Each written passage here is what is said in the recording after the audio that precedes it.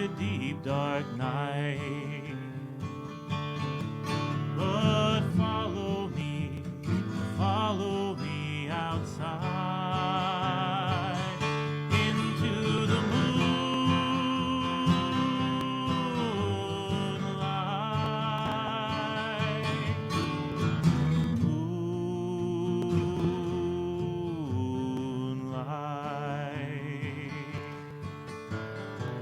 Welcome back to Moonlight, the Wild Rose Moon series that explores the creative process of our region's most outstanding talent. Tonight, John Bahler interviews Emma of Hamel from Berrien Springs, Michigan. And he's going to talk to her about her rise as a singer-songwriter and the forces that influence her writing. I'm George Schricker. Please join us as we venture off into the moonlight.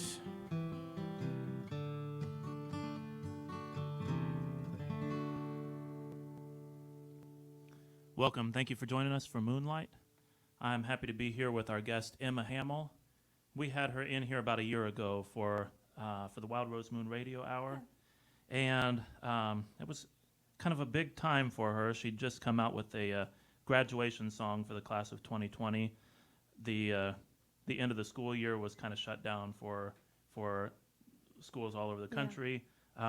Kids that had been together for 12 years of high school weren't able to be together at the end, say their goodbyes.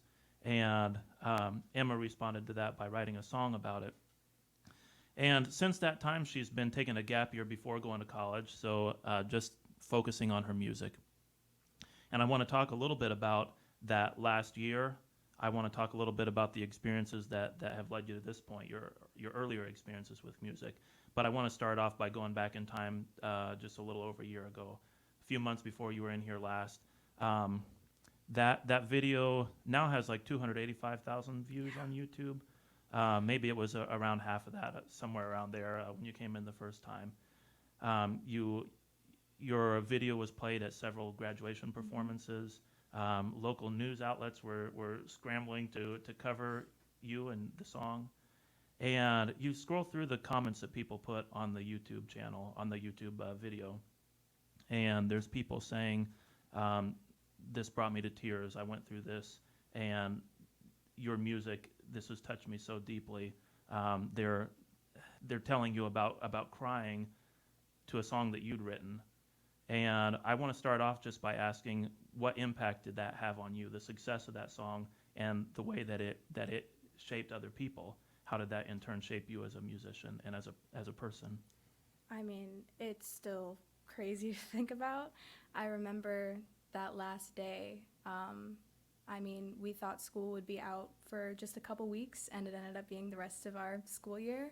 And we just had no idea. At the end of the day, they just told us, like, you're going to go home for a while, it'll be fine, and then we never did.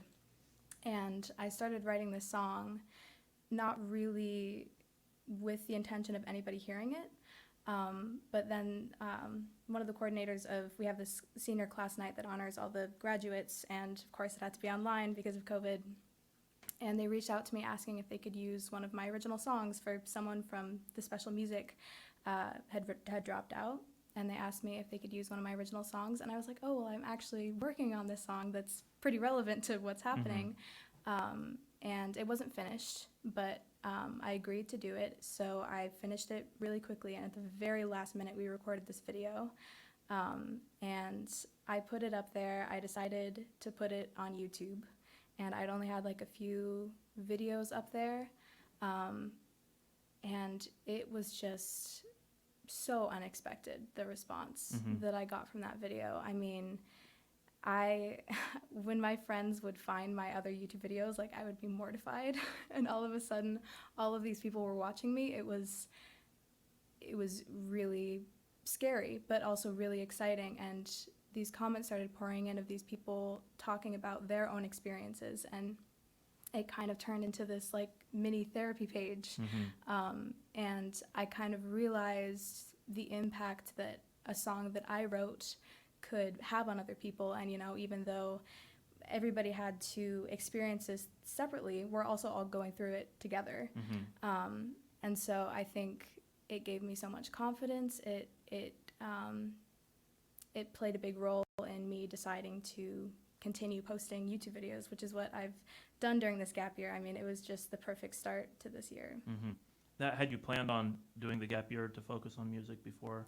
Yeah, that song? I had thought about it, but I mean, it was always something I wanted to do. YouTube wasn't really a big part of it. It was just like, maybe I'll do some performances. I was thinking of making an album, just, spending some time, doing this thing that I love before I go to college. But, YouTube has been such a big part of this gap year. And I think a lot of that is due to the response that video had. You mentioned you realize the effect that music can have on people, that your music can have on people through that song. So is that something that's affected your songwriting since that time?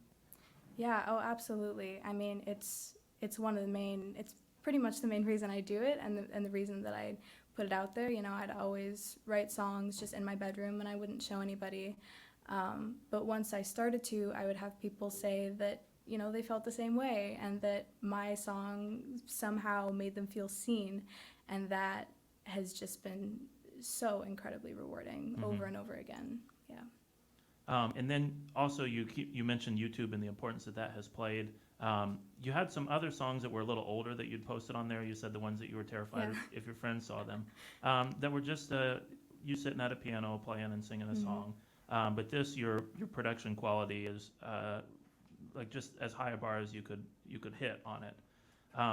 So I guess I'm curious why you wanted to treat this one so well in terms of video production, and then is that a goal that's also changed through this experience? Your that bar that you set for video production. Yeah. I mean, I think it was nerve-wracking because I knew my entire class would see it, and so I kind of wanted to make it a little bit more special. And I had this just idea. I mean, for as long as I can remember, I'm imagining music videos that I could create, and now I kind of had like the opportunity to make one. And I'm really lucky. My dad is a graphic designer. My mom is a filmmaker. Like, I have all the means to do this. And so we just decided to do it really quickly, like right before this class night. And when I kind of realized how quickly something like that could exist, I had just written that song. We just came up with the idea. Like, I realized that this is something I could keep doing during this year.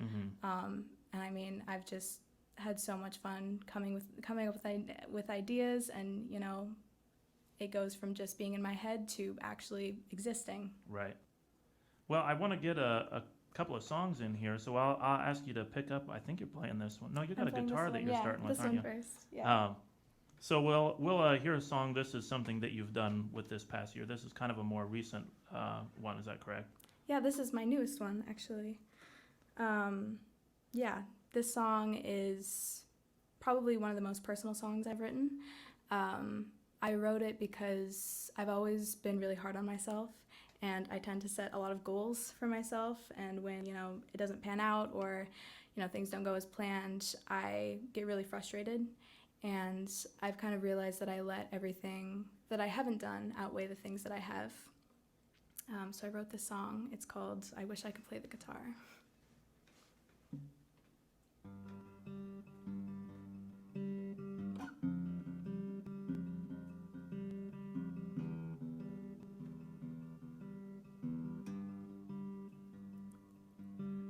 I wish that I could play the guitar,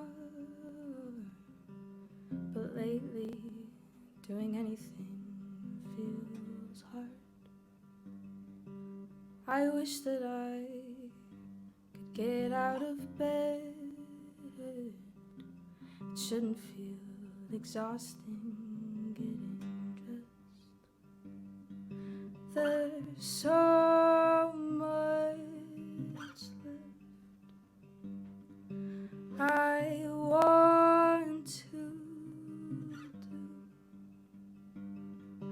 do. Do I feel too much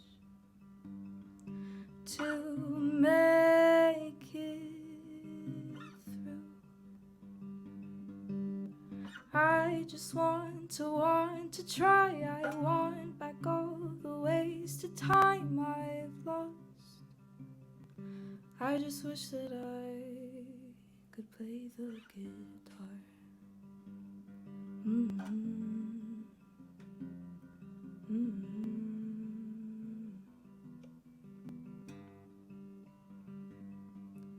I wanna stop sitting inside, but upon your invitation I recycle my life. I can't pin it down why I'm still so worn out. When I did nothing all day, I just put it to waste. I can't look at my face, I'm just taking up space when there's so much left. I've yet to prove. Do I feel too much to leave this room? I just want to try. I want back all the wasted time I've lost. I just wish that I remembered the highs like I remember the lows. By the look in your eyes, I think it's starting to show. I'm just making up rhymes, why is it taking a toll? You think by feeling this free, I'd maybe feel in control. I'm faking my way through every word every day. I'm so sick of these songs, all my decisions feel wrong, and I don't know what to do, 'cause feeling is new, and I don't wanna give in, 'cause I'm still waiting for when.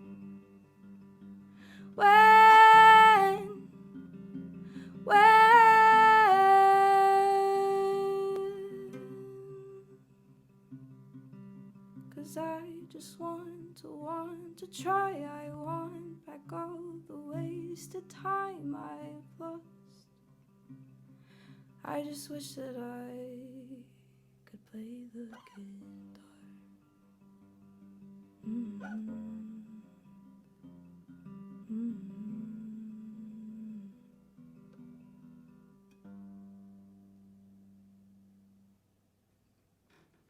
Okay, thank you.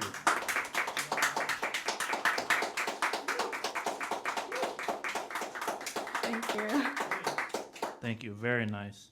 Thank you. You said this was like the most personal song of yours, but when I listen to your music, then I hear a lot of soul searching going on. And with that in mind, why do you identify that one as being the most personal? Of all these songs that are about you and your experience of life, what is it that one's hitting? I think it's probably the most true to how I'm feeling right now. I think a lot of my songs sometimes draw from things I felt in the past, or, sometimes maybe, of course, from how I'm feeling right then. But I think this one I wrote in an especially dark place.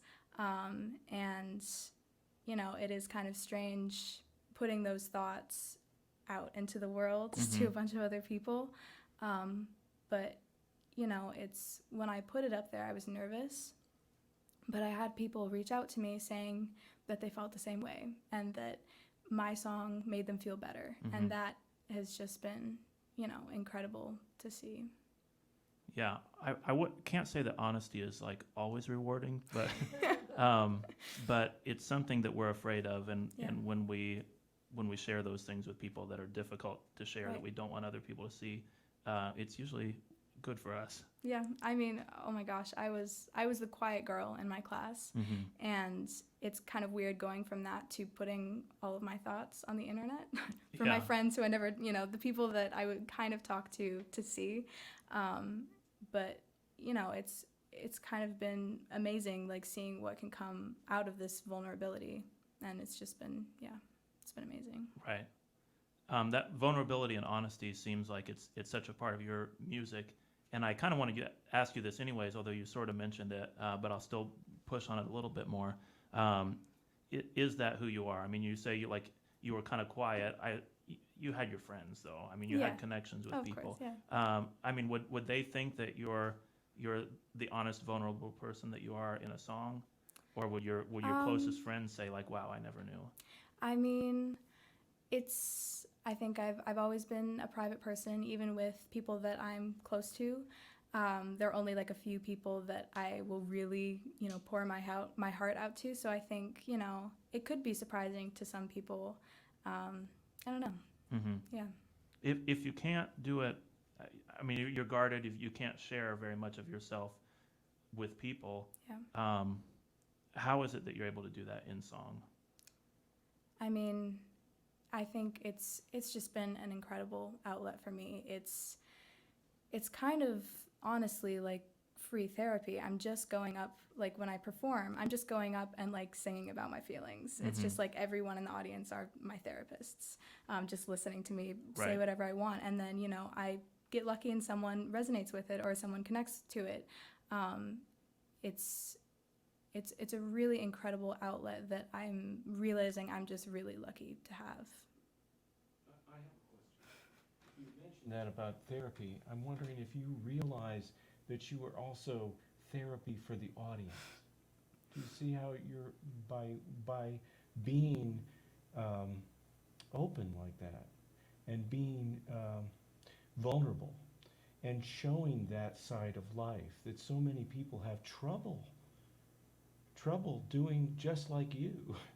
I think that's a kind of therapy for the audience. So they might provide you with therapy, but you're providing them with a lot as well. That's just, I mean, what else could I ask for? It's just really crazy that I can, take my feelings and put it into a song and it can be therapy for other people. I think that's just amazing. Yeah. I played the video of that graduation song for my wife. I think it was after we did our radio program, and I mean, it's like it was a powerful song that you're just barely able to listen to it. I mean, it just is so gripping and like touches you in such a deep place. But she said that, and she works with George's wife, or she did, and so she's a mental health therapist. But she said that the song gives people permission to grieve. And I mean, any of these songs that you're expressing your own vulnerabilities, like it gives people that kind of permission to feel something. And when it came to that song and issues about COVID and how that's affected people's lives, then she said you can't hardly talk about that without people being mad about how something was done or another, or get in a political argument every time you mention anything COVID related. And with this song, that whole world didn't even exist. It's just like, this is hard. And so she felt that was again so meaningful. It was tough for her to even listen to it. Well, I mean, yeah, all of my songs tend to be pretty pessimistic. Right. And just leaning into, like, people will tell me, just like have a rope of hope, like have the bridge can be happy. But I do like writing sad songs, and people have resonated with them. Yeah, right. So I'm really lucky. So when I heard that, I wish that I could play the guitar song. I thought, it sounds like her gap year's not doing very good.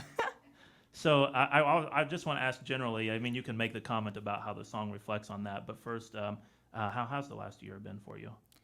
It has been so much more than I thought it would be. I have worked on so much more than I thought I would. I mean, I think in high school I felt kind of guilty because I really wanted to utilize my parents' abilities to help me with this stuff, and they've always been so supportive, and I've always wanted to really go for music. And having this opportunity, when I started thinking about the idea of maybe taking a gap year, it was really exciting. And it is just, I mean, I've been able to do so much more than I thought I would. And so many ideas that would be like rattling around my brain in high school have actually, exist now. I've been able to make them into something. I mean, it's definitely had its ups and downs, I think, as with everything. But I know that I'm going to look back on it and just remember like everything that came out of it. Right. Because it's such a unique time and such a unique opportunity to just like fully go for music. I had quit my job in order to perform music full time 6 years ago, and when I was just starting off, I ran across a man who was retired, who was just trying to perform in a lot of nursing homes, and made this comment: "I wish I would have been brave enough to do what you're doing right now. You know, I mean, just set everything else aside and just go for music." And it's something very few people have the opportunity to do. So it is a wonderful thing when that opportunity is there. You just go for it. Yeah, I've been so lucky. Yeah. So what are some of the, not to dwell in the negative, depressing stuff too much, but what are some of the challenges of a year like this?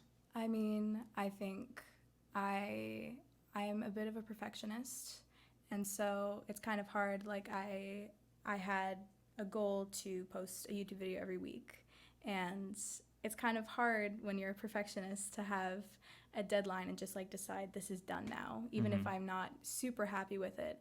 And then it is kind of weird having it up there for anybody to see, and that's a little bit overwhelming, especially going from being so private and being so often closed off. Like it is kind of intense. It's a big shift, and so that's been a little bit difficult at times. Yeah, I think it's just such a new experience, and I'm just kind of learning as I go. It's weird not having the schedule that you'd have at school. You kind of have to wake up and, be disciplined to do things, even if you don't want to. Treat music more like a job, which can also be difficult. Yeah, it's definitely had its challenges, but yeah. Yeah, well, even those are good experiences, a lot of them. When you say, Right, treat yeah. it like a job, I mean, it's sort of a matter of there's a responsibility that's wrapped up into this. Right. And it might be annoying in some ways, but it's valuable in others. Yeah, I mean, there are a lot of things that have been hard in the moment, and they'll look back on them and realize how much I learned from that. And I know that, like, if I'm having a bad day, that, most of the time there's a reason or there's something that will come out of it. Maybe it's another sad song, or Yeah. maybe it's just me learning something else about myself. And I feel like I've learned so much more about myself during this gap year than I would if I hadn't done it. Right, yeah. Yeah. Do we get to hear another song? Yeah, we do. Oh, and I wanted to ask one other question. The reason I interjected actually was Cindy Boner was asking, what do you plan to do after your gap year? So I am planning on going to the University of Minnesota to actually study psychology. But I also, it's right by Minneapolis, so I'm still hopefully gonna, still do music, do local open mics, probably keep doing YouTube, hopefully, meet people who also love music. But yeah, that's the current plan, college. You let us know when you're up there. We know some people up there, and we can, Oh, really? yeah, we can make some That's connections for awesome. you. Okay, well, since George is on my case about it, we better get another song in here before the segment's over. Of the world. All right. Okay. So this song, I think I wrote when I was about 16, 2 years ago, well, almost 3 years ago. And I wrote it because I've always had really thin skin, and I've always cared a lot about what people think, hence, being mortified when people find my YouTube videos. This song is called Careless.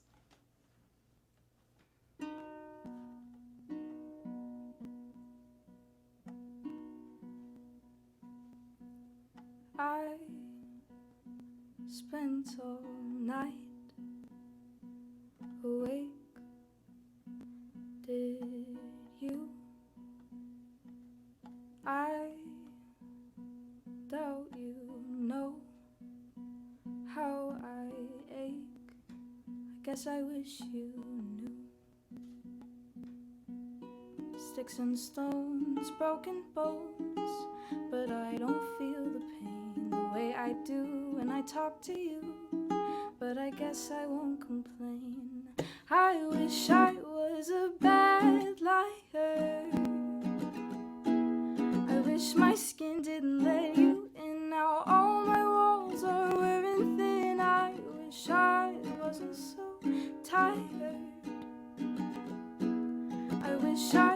wished a little less. I wish I wasn't such a mess all the time. And besides, you didn't mean what you said. Wish I could care less.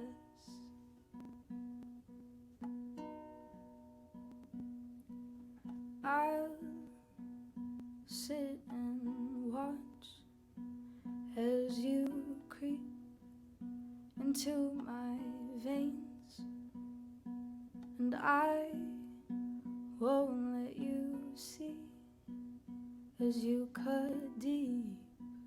I'll take the blame. Sticks and stones, I don't know why I feel the way I do. Swirling sounds, I'll write them down and hide it all from you. I wish I was a bad liar. I wish my skin didn't let you in. Now all my walls are wearing thin. I wish I wasn't so tired. I wish I wished a little less. I wish I wasn't such a mess all the time. And besides, you didn't mean what you said. Wish I could care less. I should just think before I break. Why should I care what people say? I can't take the way you crawl in my ears. You talk to my brain and it believes what it hears. I believe what I hear. I wish I was a bad liar. I wish my skin didn't let you in. Now all my walls are wearing thin. I wish I wasn't so tired. I wish I wished a little less. I wish I wasn't such a mess all the time. And besides, you didn't mean what you said. Wish I could care less.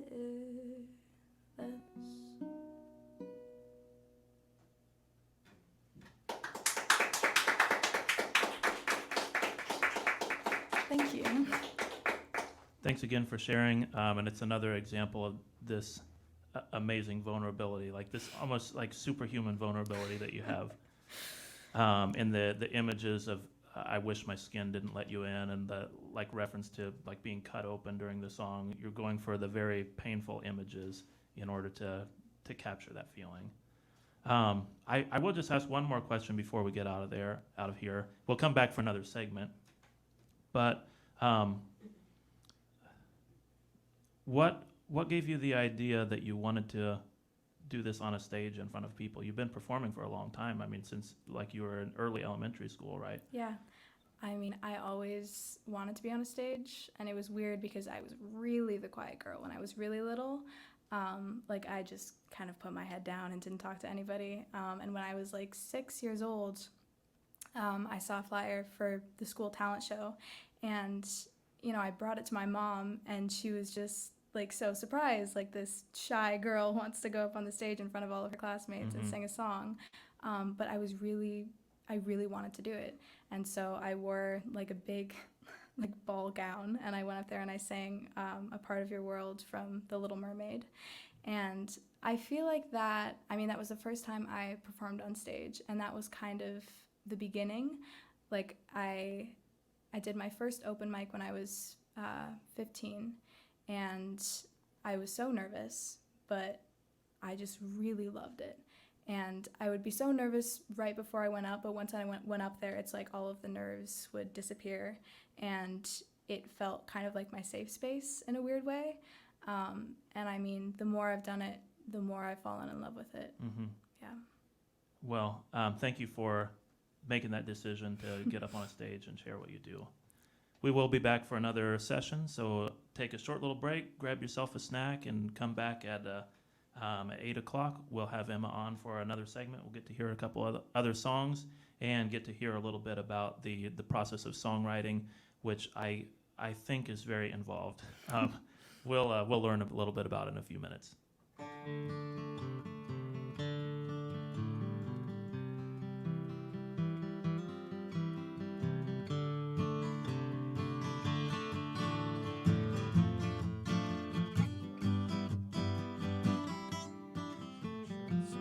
Foundation. We have some upcoming events at Wild Rose Moon. Rough and Tumble, the band, will be here June 19th. There's limited seating for that radio hour at 4 p.m. and a concert at 8 p.m. Tickets are available at Eventbrite. Also, we have Melissa Carper on June 20th, Sunday, June 20th, and she's doing the radio show, 4 p.m., the Wild Rose Moon Radio Hour, and then the concert at 8 p.m. Again, tickets at Eventbrite. Next Moonlight, June 25th, we have the poet and founder of the Poetry Den in South Bend, Indiana, Pam Blair.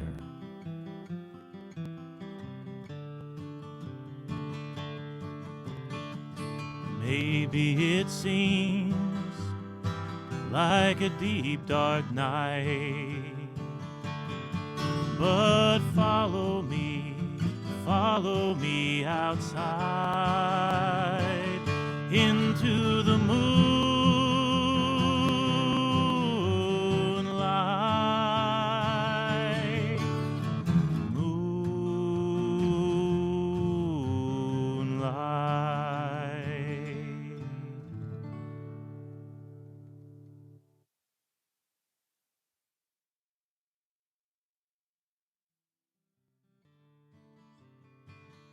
Maybe it seems like a deep dark night, but follow me outside into the moonlight.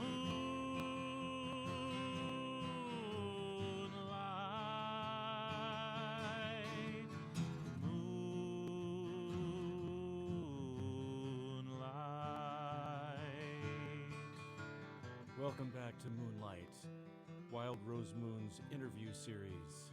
This is the second part of our interview with Berrien Springs songwriter Emma Hamel.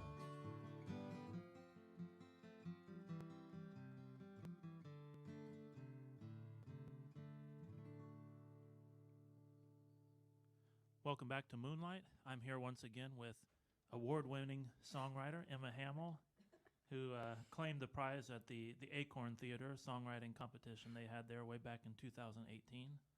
Been a long time ago, it feels like. Feels like that's been 15 years ago. Yeah, I know. I think we'll jump right into a song.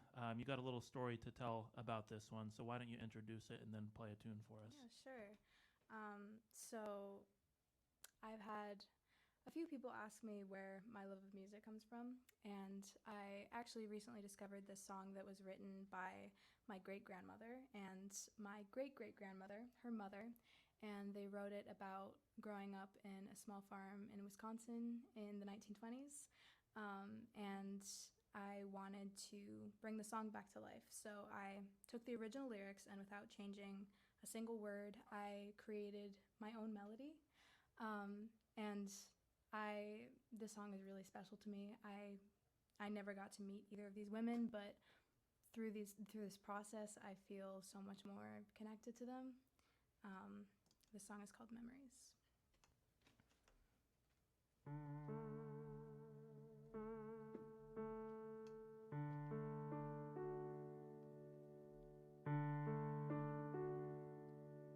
Singing frogs in spring, bluebirds on the wing, lilac scented breeze in tall willow trees, river gliding by beneath bright blue sky, spring on apple fruit, farm hill, the memories charm me still. And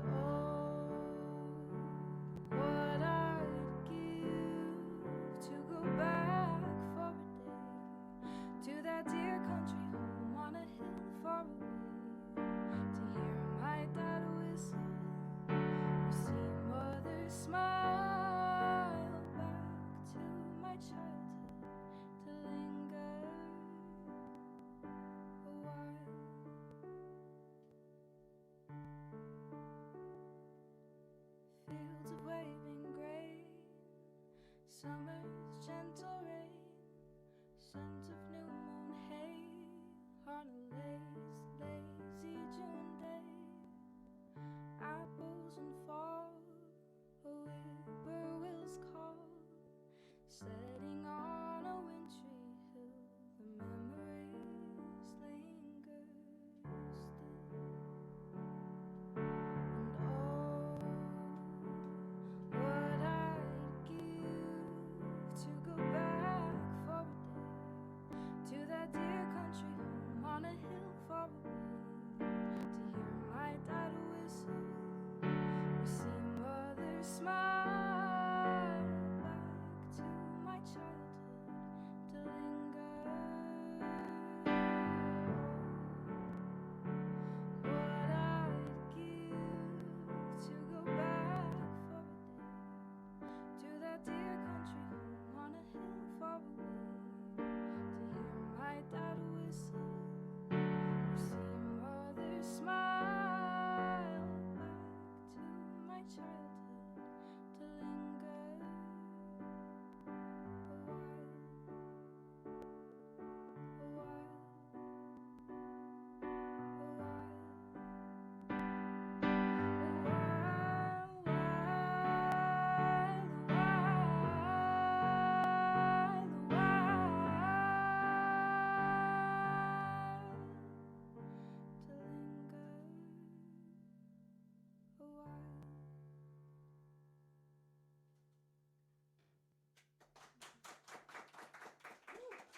Thank you.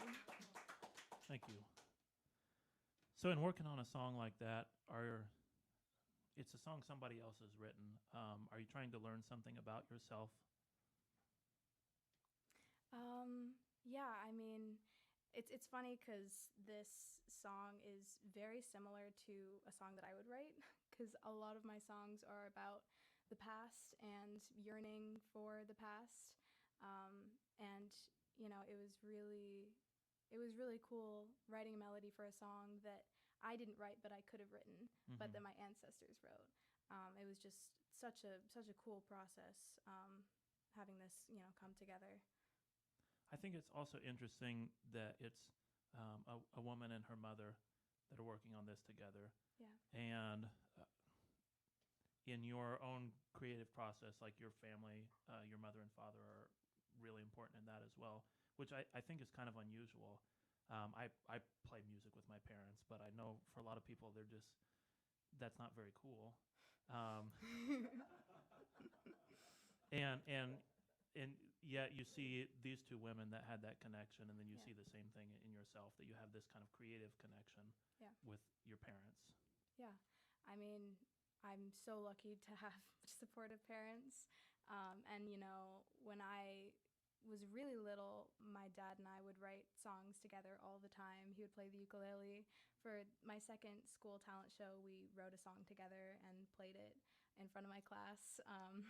I mean, I've been so lucky to have parents who have supported me in every way, and, you know, it's made this so much easier, and I'm just so incredibly lucky for them. Mm-hmm.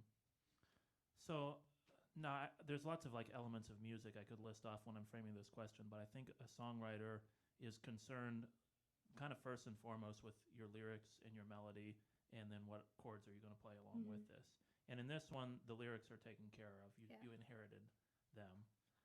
And so what's your approach to putting a melody to this or putting chords to this? I mean, it was just, there are a lot of versions of this song, of different melodies. It's basically just kind of trying things until I like what I hear. I don't know how to read music or anything. I took piano classes when I was like 7, and I quit after a year. And just in the last few years, I've kind of just picked it up myself and just kind of, you know, play at the piano until it makes a sound that I like. And that's kind of, you know, it's gotten easier the more that I learn about how the instruments work, but it's still kind of just, you know, putting my hands there until I like what I hear. We had a question come in from someone, so I guess I'll just ask it now. When you write music, do you like writing on the piano? Do you write on the other instruments, or you play a handful of instruments? I mean, I normally start on the piano. I still have not built my calluses like super well. I don't know how to play the guitar, as my first song pretty clearly says. But I think normally I'll start on the piano, and if I feel like it's more of a ukulele song, I'll learn the chords on the ukulele, which is a little bit harder. But I normally start with the piano. Mm-hmm. So on your guitar song, I'll ask about that as well, because you say you don't know how to play the guitar. What you're doing on there is kind of simple, but it's cool. I mean, if you listen to what the guitar is doing on there, you listen to like the chords that you're, I don't know if I can even say playing, but the chords you're implying on the guitar, they're very catchy to the ear. So how do you write a song on an instrument you don't know how to play? It's funny because that song, I picked up the guitar. Playing the guitar was a big goal that I had for myself during this gap year, and a lot of things got in the way of that, and so I didn't really take the time that I wanted to learn it. Pretty much not at all. But just a while ago, I just picked it up for whatever reason, and pretty quickly, I mean, it came together. It was one of the quickest songs I wrote, at least the chorus and the first verse, like they came out really fast. And same with the melody, like I just kind of put my hand there and I'm like, oh, this sounds kind of cool. Mm-hmm. I didn't know what I was doing, or I don't even know what the name of those notes are. Right. But I just, pluck at it until it works. Right. When you say that, it makes me think of like people talk about the Beatles and their songwriting and their lack of musical knowledge, basically. And they played their instruments and they came up with something that sounded good, and then they just went with it. And a jazz musician is usually like very much technical in his head what he's doing with his music, and he could explain in detail further than anyone wants to hear what he's doing. But then you also have these other musicians who have music that reaches people in a powerful way, that all they're doing is just finding something that sounds good. With that, I still want to ask about chords, because actually this is a question I wanted to ask you for a long time, because I play a lot of country and bluegrass music, and there's a lot of 3-chord songs in there, but then I do some jazz stuff too, and I like doing that, but I don't get to play it with other people very often, because if it gets complicated, you can't just jump in and play it anymore. Mm-hmm. So in your music, I hear chords and I hear progressions that are a little rare, just because you can't pull them off in a group setting, partly. So I mentioned lyrics and melody and chords, and you mentioned like trying out different melodies, but I also want to hear, how do you come up with the chords for your songs? Now we're imagining you're doing it on an instrument you do know how to play. Yeah, I mean, it's normally I try, very often I end up using the same 4 chords, but I have been trying to kind of just keep playing at the keyboard until I heard something that I haven't really heard very often, or something that I haven't written with, or that isn't like super common in the music I listen to, something that will make it stand out a little bit more. Mm-hmm.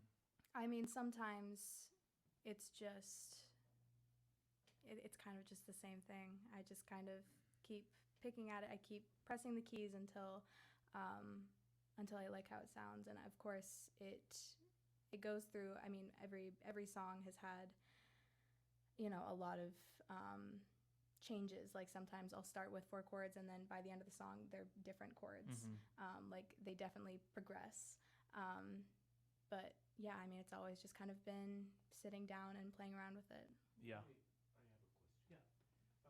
Emma, and I am so fascinated by your willingness to use music and lyric too. We haven't talked much about lyric, and I wanted to do that a little bit because you have a natural sense as a lyricist of one, how to get the feelings in the song, but it's not easy to do that without having corny end rhyme or it not working. But yours does clearly seems thought out and studied. Were there First question is a two-part question.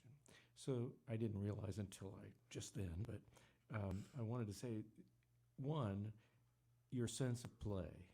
Who do you attribute that, the sense of play inside of you, creative play, giving you that gift, or did you get it past you, or are you influenced by others who illustrate that sense of play?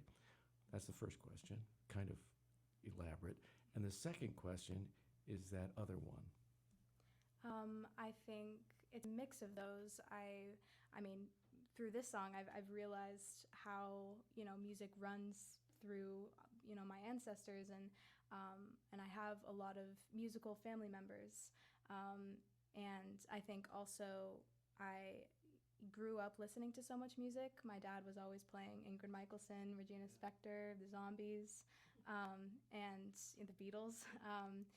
And so I've always had a love for music, and I'm definitely still influenced by those people that I grew up listening to and that I still listen to, and the people that I listen to now. It's definitely a mix. I have so many influences from all around. Appreciating that. And then the question was, so those would be the people, all those wonderful people you mentioned, would be some of the people who might have influenced your lyric writing. Yeah, for sure. Okay. I think there are some other artists that I listen to now, like Dodie Clark, Matt Maltese, AJR, Bruno Major, people who write. I gravitate towards people who write about things that maybe you don't hear about a lot, or that are very vulnerable, and you can tell that they're being honest, and you can tell that it's drawing from their experience. And I've always gravitated towards that, and I think that's influenced the way that I write now, and just being, honest. And yeah. Right. That's great. You mentioned when you're doing melodies, you try out a bunch of different things. When you're doing chords, you start with an idea and you play through it that way, but then it winds up being something different. I get the impression, still on the topic of lyrics, that you do that same process with lyrics. There's a lot of work involved. I guess I want you to describe your editing process when it comes to lyrics. I mean, a lot of times I just have to write filler lyrics, even if I really don't like them, just to get things down. I think a lot of my lyric writing actually happened when I should have been paying attention in class in high school, where I would just the graph paper where I'm supposed to be doing my math assignment, I'm just writing lyrics. I still have so many of those papers just full of lyrics.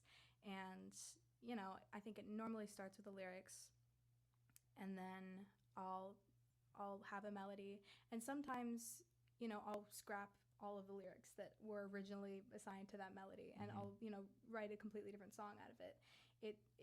It changes a lot from song to song.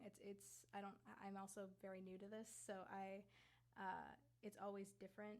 I don't have, a specific process of how a song comes to be. But yeah, I think it changes a lot. Sometimes even, I'll have a song that's finished, and then I'll be recording it, and then there's another word that I decide I want to change. Yeah, it changes a lot. So you are suggesting that it's lyric driven to some extent. I would think so. I think I normally start with the lyrics. Yeah, that seems right. Yeah. Lyric driven, even when the lyrics aren't very good. Yeah, When even the- when I scrap all of them. Right. Yeah. I know all about that. Yeah. So that process seems like a lot of, again, a lot of editing. Mm-hmm. Your songwriting, we've mentioned, is vulnerable and honest. There's a lot of self-expression in there. Does that editing process, does that refine self-expression, or does that get in the way of it? I think it refines it. I think, I don't know, sometimes I'll start writing a song about a way that I'm feeling in that moment, and I'll revisit it sometimes a year later or a few months later, and I'll feel differently about that thing, and so I'll change whatever, however I'm feeling at that time. It's always just a process, and I don't know. Yeah. Yeah, the only reason I ask is just because I think there is a sense, if somebody wants to express themselves, then whatever comes out, that's what they're going to be satisfied with. But you're not very easily satisfied. No. That's where my perfectionism comes in, which, can be great sometimes because I end up, working on something for so long and I get it to a place where I'm happy with it and I wasn't before, but, I just keep pushing until I am. But it is also, difficult to finish a song. That's always been the hardest part of my process. I have so many beginnings of songs, but actually finishing it and being happy with it has always been the hardest part. Mm-hmm. Well, before we spend too much time eating up the whole time with conversation, I think you got one more song for us, and I'd like to hear that one. Yeah, sure. So this song is like a semi-happy song. I wrote it after I had a really good day. I wrote it a few months ago, and it wasn't like for any particular reason. It was just kind of one of those days when you forget everything you're worried about and everything feels so like simple all of a sudden. And I think that's a little bit bittersweet because you know that feeling won't necessarily last, but I think that's also what makes it all the more special and meaningful. The song is called Wonderland.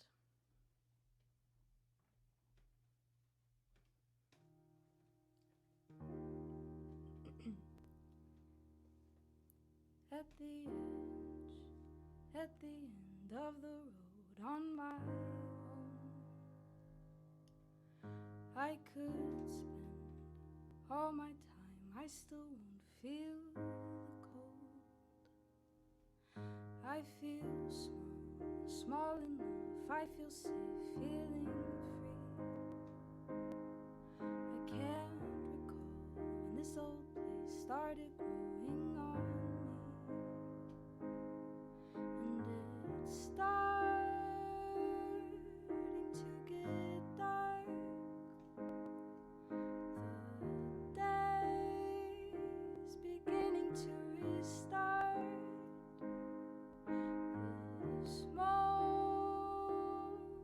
it'll pass, but I'm sure it won't be my last.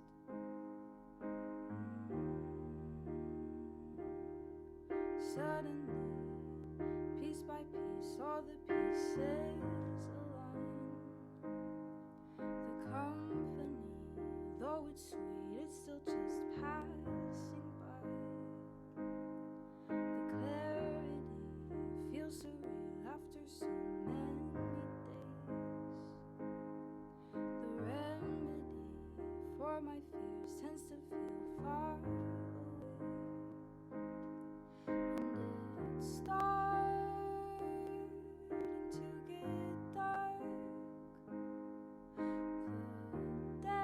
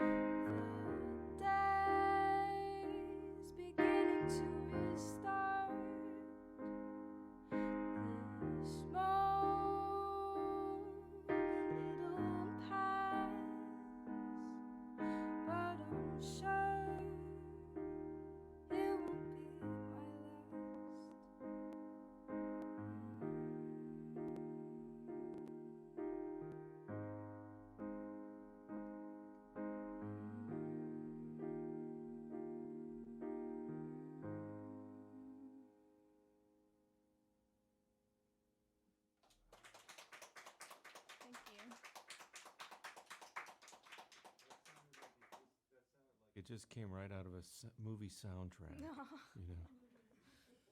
that's sweet. It's a nice semi-happy song about how joy is fleeting. Yep. If it had to be about joy, it had to be about how it's fleeting. Yeah. Well, the little hum in there is just like this like expression of pure pleasantness, though. So even though you have this moment will pass, you say other moments will come too. Yeah. But when you get that little hum in there, it just feels like I'm able to enjoy this. Thanks. I do want to ask a little bit about arrangement of songs. And right now we're hearing the solo version of the song. You put some harmonies in some of your tunes. That one had a little bit going on in your YouTube version. Yeah. And some of them you get maybe a better sense of play in music by listening to some of those other arrangements and how these harmony voices are acting or how the other instruments are interacting with each other. What are some of your goals when you're arranging a song?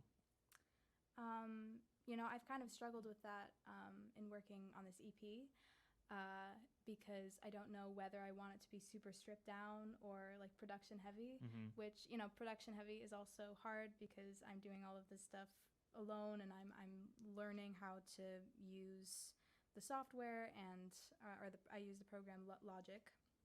And I've, just taught myself how to do that during this gap year. And so it is kind of like, I don't know if I should, especially with the more vulnerable songs, if it should just be like me and the instrument. But I also am tempted to like add a bunch of strings and a bunch of harmonies.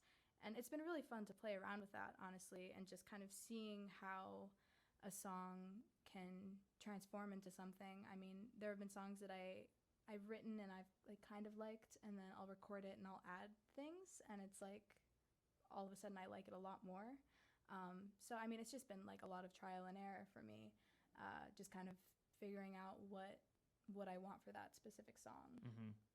And you keep saying you learn how to do this on your own. You learn Logic on your own. Over and over again, there are things that you're learning on your own. But again, with this issue of arrangement, where do you learn how to do that in terms of how the harmonies work in a song? I mean, YouTube has been there for me, trying to learn how to do this, but it's also been like you look back at my older videos, like it's hard for me to look back at my older videos because I didn't know what I was doing. Not that I know what I'm doing now, but I knew so much less than I know now, and it's really just doing it until, I find something, if I find a way to make it sound good, it's just a lot of trial and error, Right. Which can sometimes be very time consuming, but I mean the end result has always it's kind of amazing that I'm just like able to do this in my basement by myself with just a little bit of YouTube and a little bit of trial and error. Right. The error is okay. I think when you're saying that, like these older songs and how you didn't know what you were doing, if you look through and again you have the YouTube comments, you can just look in there and see how do people respond to this stuff. It can still touch people. I don't point out a lot of errors that musicians make, during the program, but like on the Memory song, you kind of started and stopped a couple of different times, and I think the people that were here to witness it felt like it was a very touching song. So you can have some Right. error and some imperfection, and it's a hard thing to accept that like life isn't perfect, that as corny as it sounds, everyone makes mistakes. But I mean, it's true, and it is kind of weird having like the evidence of my progression on the internet and still having those older videos and taking everything all the courage I have not to delete them. yeah. Because it is kind of weird to have that girl who really didn't know what she was doing. Right. Really didn't know. Yeah. My vote is keep them there. Yeah, I'll try. Yeah. They're nice evidence of how the creative process works in us, and if we can't allow for our humanness, it can't grow in us. Yeah. And so you do that so marvelously well. Thank you. And then before we close, I always try to get at this question, why do we do what we do as musicians and as songwriters? Because it's something, we've talked a little bit about the healing power of music, but that was like a lesson that you've been learning over time. Yeah. And I don't know if that's the answer to the question. I think you were doing it before you were sharing it with anybody. So why is it that you're drawn to songwriting and that you view it as important to share it, to express in that way? I mean, yeah, like you said, it's been an outlet for me before I was sharing it. And even if I wasn't sharing it, I would still be writing music. And I think even when I'm in college and maybe I'm not doing it as much as I am now, I'm sure I'll still be writing. I think it's just such an amazing thing where I can turn a feeling that I have, or some fleeting anything, and I can turn it into something that's so much more tangible.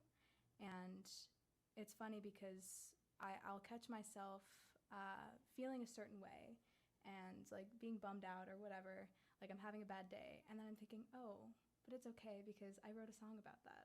Like I put those feelings and I made it into something. Mm-hmm. And people, maybe a few people resonated with it. Like that has just been really amazing to see. And it's just, yeah, it's an outlet that I'm very lucky to have. Mm-hmm. I think that would be a great note to close on, but I think you also wanted to plug this upcoming EP. Yeah, I'm currently working on an EP, and hopefully it will be done by the time right before I'm leaving for college. It's been a big goal to come out of this gap year, so very excited for that. Okay, thank you. We'll keep an eye out for it. Thanks for joining us. Thank you, Matt Scutchfield, working on sound for us, and Jim Yocom up in the cameras. Who else working up there with Jim? Katy Smith. Okay, I saw a couple of faces around here, so I want to make sure I got everyone, because I don't see them in this room. They're hidden from me. Thank you, George, for filling in for Ryan Muir. Yeah. Ryan says he sends his hellos, and so sorry he had shoulder surgery, and so he couldn't be here tonight, but he really wanted to be. And Jennifer, if you're back in the corner, I can't see you over there either. Maybe she's there. No, none of those people are waving at me. So okay. And thanks for Jennifer Pasturka. So we just got a great crew here, and we appreciate all of them. And then again, at last, thanks again, Emma, for joining us and for sharing your music with us.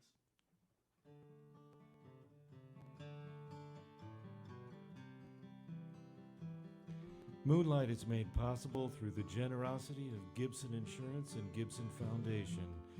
We have some wonderful upcoming events with Rough and Tumble coming June 19th to our Wild Rose Moon Radio Hour at 4 p.m.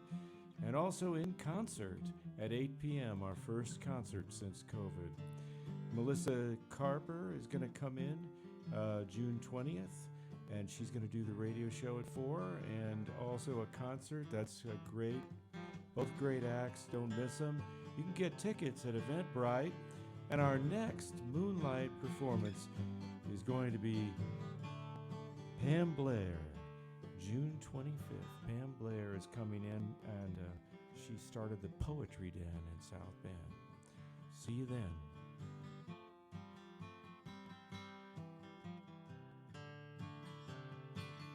Maybe it seems like a deep, dark night, but follow me outside.